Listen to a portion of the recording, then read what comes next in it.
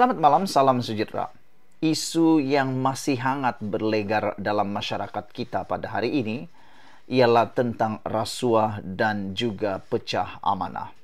Terkini, ini cerita terkini, ini bukan cerita ulangan. Ini cerita terkini apabila SPRM disahkan menyiasat dakwaan berlaku pecah amanah wang zakat di Mainz. Wah. Pada hemat saya lah kan, perbuatan pecah amanah melibatkan zakat ini satu perbuatan yang memang tak boleh dihadam langsung. Bayangkan wang zakat pun kena sakau.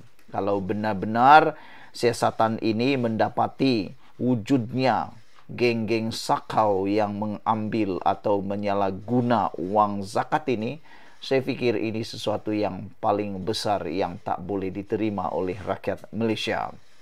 Saudara, Suruhanjaya Pencegahan Rasuah Malaysia SPRM dan polis sedang menyiasat dakwaan rasuah membabitkan jutaan ringgit zakat yang dikutip Majlis Agama Islam Negeri Sembilan atau Mainz, kata Menteri Besarnya Aminuddin Harun.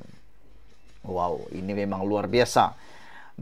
Kerana yang mendedahkan ini bukan orang-orang biasa, bukan daripada pembangkang, bukan daripada orang-orang yang mungkin tidak mempunyai maklumat, tetapi Menteri Besar Negeri Sembilan sendiri. Apabila beliau mengesahkan bahawa SPRM memang sedang menyiasat satu dakwaan rasuah yang membabitkan jutaan ringgit zakat yang dikutip oleh Majlis Agama Islam Negeri Sembilan. Itu kata Menteri Besar Aminuddin Harun. Beliau berkata, saya rasa SPRM dan polis masih menjalankan siasatan. Jadi kita serah kepada pihak yang menyiasat kes itu, kata beliau. Jika betul, ambil tindakan. Jika tidak, maklum kepada masyarakat bahawa apa yang berlaku sebenarnya. Jika tidak, maklumkan kepada masyarakat bahawa apa yang berlaku sebenarnya, kata Aminuddin Harun di dalam pendedahannya yang terkini. Aminuddin berkata beliau tidak tahu apa yang berlaku kerana tidak lagi berada dalam Mainz.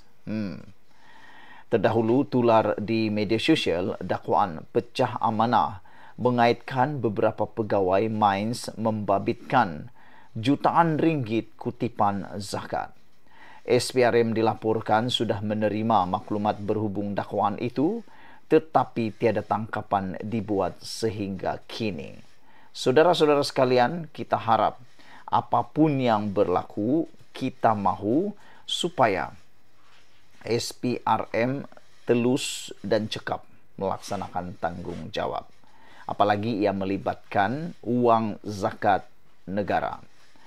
Dan yang terkini, saudara-saudara, baru saja diterbitkan 1 jam yang lepas, satu lagi tangkapan oleh SPRM membabitkan 2 pembantu penguatkuasa kanan. Wah, itulah yang saya katakan. Sejak akhir-akhir ini, sejak Anwar Ibrahim menjadi Perdana Menteri, sangat ketara SPRM bergerak begitu. Selamat datang, salam sejahtera. Isu kedua kali ini melibatkan SPRM ialah apabila SPRM menyiasat kerugian sebanyak RM150 juta ringgit. Wow, ini memang satu pendedahan yang mengejutkan seluruh Malaysia. Bahkan ia mengejutkan seluruh pentadbiran Anwar Ibrahim mungkin, ataupun mengejutkan kita. Bagaimana sebuah institusi mengalami kerugian yang sebesar ini sehingga mencapai 157 juta. Sebelum kita teruskan ulasan pada petang ini, jangan lupa tinggalkan dulu komen anda dan tekan butang subscribe bagi yang belum tekan butang subscribe.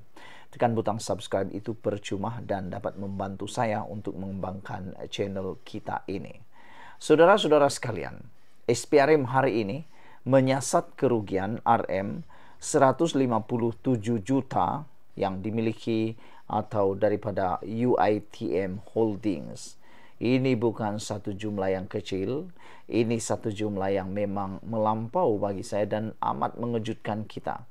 Bagaimana UiTM Holdings boleh mengalami kerugian sehingga RM 157 juta ini.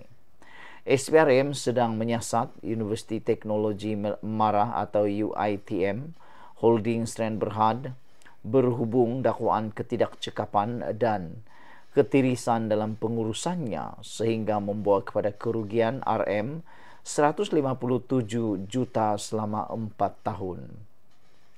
Mengesahkan perkara itu, seorang jurucakap syarikat pelaburan yang dimiliki sepenuhnya oleh UiTM memberitahu utusan Malaysia bahawa dakwaan itu bukan perkara baharu dan SPRM sudah pun mengambil tindakan lebih 2 tahun lalu. Pengurusan UiTM Holdings memang memberi kerjasama penuh kepada SPRM untuk menjalankan siasatan. Malah kami juga menyerahkan dokumen-dokumen diperlukan termasuk melibatkan pelaburan yang dikatakan mengalami kerugian, kata jurucakap itu kepada akhbar berkenan. Menurut jurucakap itu lagi, UiTM Holdings yang menguruskan 8 syarikat dalam sektor tenaga, penjagaan kesihatan, teknologi dan kreatif berada di bawah pengurusan baharu sejak Disember 2021 dan mengutamakan tadbir urus korporat yang baik serta mementingkan perniagaan dijalankan benar-benar berpotensi dan berdaya tahan. Semalam media melaporkan UiTM Holdings mengalami kerugian sebelum cukai terkumpul sebanyak RM 157 juta selama 4 tahun, iaitu bagi tahun 2017, 2018, 2019 dan 2021. Syarikat itu tidak membentangkan rekod keuangannya bagi tahun 2020. Menurut laporan itu, majoriti kerugian ditanggung daripada pelaburan dalam penerbitan filem tempatan, manakala selebihnya berkaitan dengan kepentingan dalam sebuah resort di Seksyen 7 Shah Alam yang telah ditutup. Naib Chancellor UiTM Profesor Dr. Rozia Muhammad Jonar memberitahu akhbar hari ini bahawa universiti tersebut akan bekerjasama dengan SPRM dalam siasatan. Menteri Pendidikan Tinggi Mohammed Khaliluddin turut mengalu-alukan siasatan itu dan berkata, Kementerian tidak akan berkompromi terhadap seberang pelanggaran dan ketidakpatuhan garis panduan serta undang-undang yang ditetapkan. Selain daripada siasatan yang dijalankan, KPT akan membuat semakan dan penambahbaikan terhadap garis panduan yang telah ditetapkan berkenaan pengurusan syarikat pegangan universiti serta mengukur kepatuhan oleh syarikat-syarikat yang berkaitan, katanya dalam satu kenyataan semalam.